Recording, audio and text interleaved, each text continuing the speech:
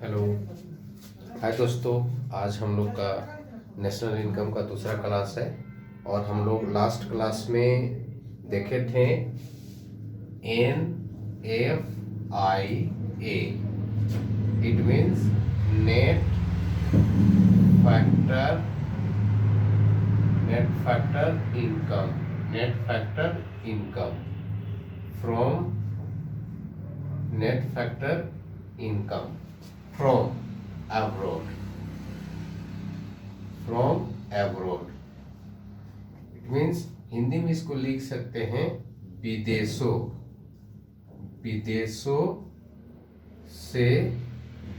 से प्राप्त शुद्ध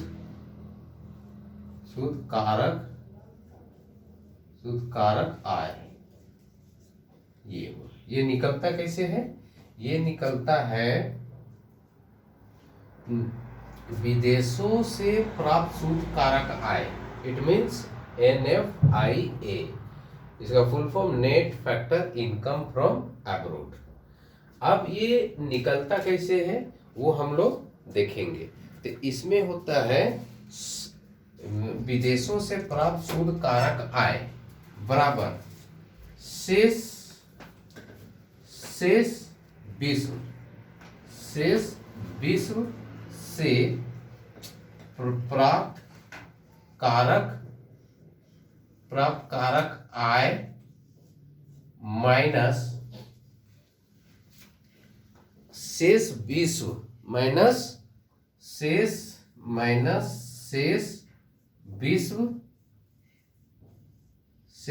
विश्व को दी गई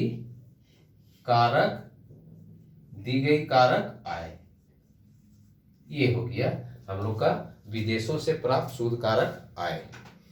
अब बहुत सारे स्टूडेंट को ये समझ में आता है कि x माइनस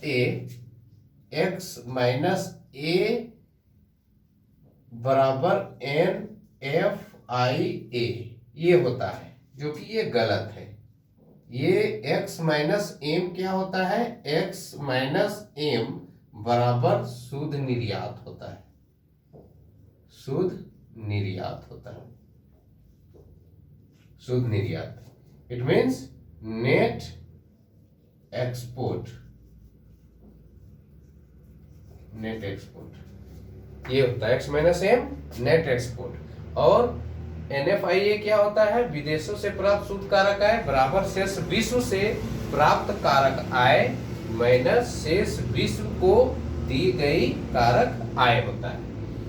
अब ये x क्या बताता है और m क्या बताता है वो देखेंगे हम लोग।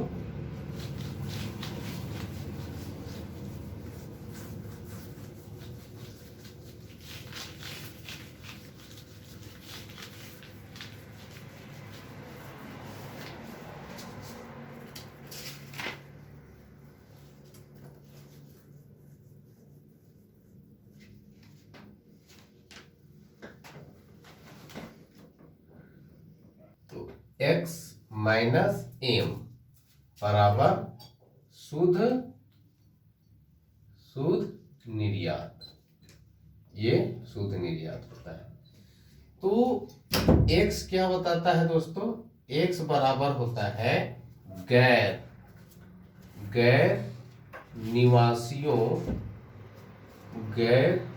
निवासियों द्वारा घरेलू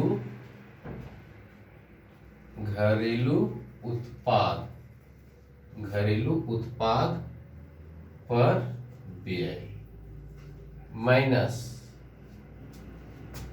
अपने निवासियों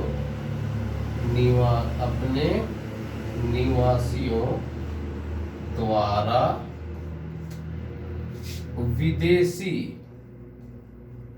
विदेशी उत्पाद पर व्यय। ये हो गया। ये हम लोग का इट मीन्स ये एम हो गया। जिसको इंपोर्ट बोलते हैं। X means export. तो एक्सपोर्ट में क्या करते हैं हम लोग, गैर निवासी जो होता है, इट मीन्स विदेशी लोग। गैर निवासी मतलब विदेशी भाई लोग। तो गैर निवासियों द्वारा घरेलू उत्पाद पर व्यय। और एम क्या हो गया, अपने निवासी। अपने निवासी मतलब हमारे देश की सीमा के अंदर जो निवासी लोग हैं वो अपने निवासियों द्वारा विदेशी उत्पाद पर व्यय। हम लोग जब इंपोर्ट करते हैं तो विदेशी से हम लोग वस्तु आयात करते हैं, मंगाते हैं। तो यानी कि विदेश से हम लोग वस्तु खरीदते हैं। तो विदेश से वस्तु खरीद रहे हैं मतलब विदेशों में हम लोग व्यय कर रहे हैं। तो वही बोला कि अपने निवासियों द्वारा विदेशी उत्पाद पर व्यय कर रहे हैं। तो यही हम लोग का एक्स माइनस एम और एन एफ आई ए, यही दोनों में अंतर है। एक्स माइनस एम, ये दोनों में अंतर क्या हुआ, इसमें होता है कि शेष विश्व द्वारा प्राप्त कारक आय माइनस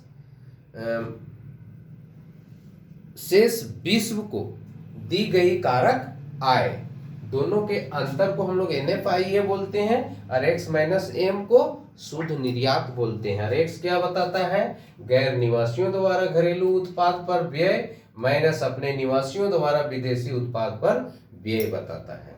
अब हम लोग आगे देखेंगे कि NFIA और फैक्टर कॉस्ट, मार्केट प्राइस, इसका यूज कहाँ कहाँ होता है। तो जब हम लोग जीडीपी से हम लोग निकालते हैं जीएनपी निकालते हैं, तो इसमें नेशनल कैसे आ जाएगा, तो जीडीपी में हम लोग प्लस कर देते हैं, NFIA प्लस कर देंगे, तब हम लोग का GNP प्राप्त होगा, यानी कि नेशनल हो जाएगा। ग्रोस में हम लोग NFIA प्लस करते हैं, तब हम लोग का क्या प्राप्त होगा, नेशनल प्राप्त होता है। अब उसी प्रकार हम लोग का जीडीपी से हम लोग को निकालना है, जीडीपी एक मान लीजिए फैक्टर कॉस्ट है, तो हम लोग NNP से मार्केट प्राइस निकालना है। तब हम लोग जीडीपी एट फैक्टर कॉस्ट से हम लोग इसमें क्या करेंगे, ग्रोस से नेशनल जाएंगे, तब माइनस करेंगे डेप्रिसिएशन। अब डोमेस्टिक से नेशनल जाएंगे, प्लस करेंगे NFIA। अब प्रोडक्ट, यहाँ भी product, factor cost, market price. तो फैक्टर कॉस्ट से मार्केट प्राइस जब जाते हैं तब क्या करते हैं, प्लस हो जाता है NIT। हम लोग NIT कैसे फाइंड आउट करेंगे और उसका फॉर्मूला क्या होता है, हम लोग पिछली कक्षा में देख चुके हैं। अब पिछला वीडियो में इसको डिटेल से आप देख सकते हैं कि कैसे फाइंड आउट किया जाता है। और इस तरह हम लोग एक कंपोनेंट से दूसरा कंपोनेंट ज्ञात कर सकते हैं।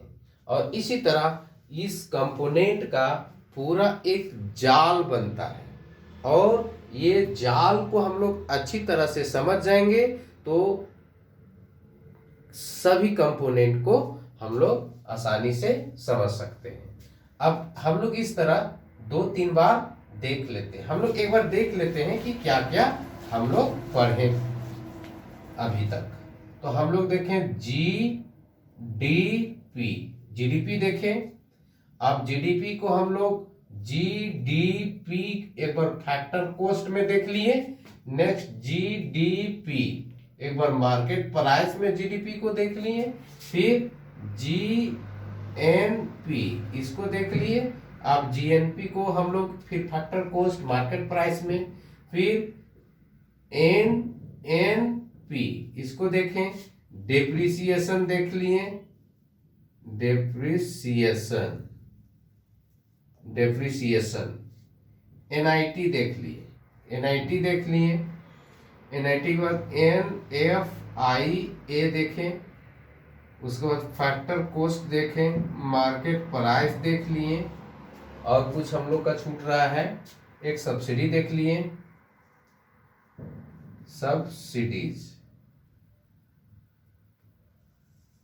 सब्सिडीज, ये सब सारे कंपोनेंट हम लोग देख चुके हैं 1 बाय 1।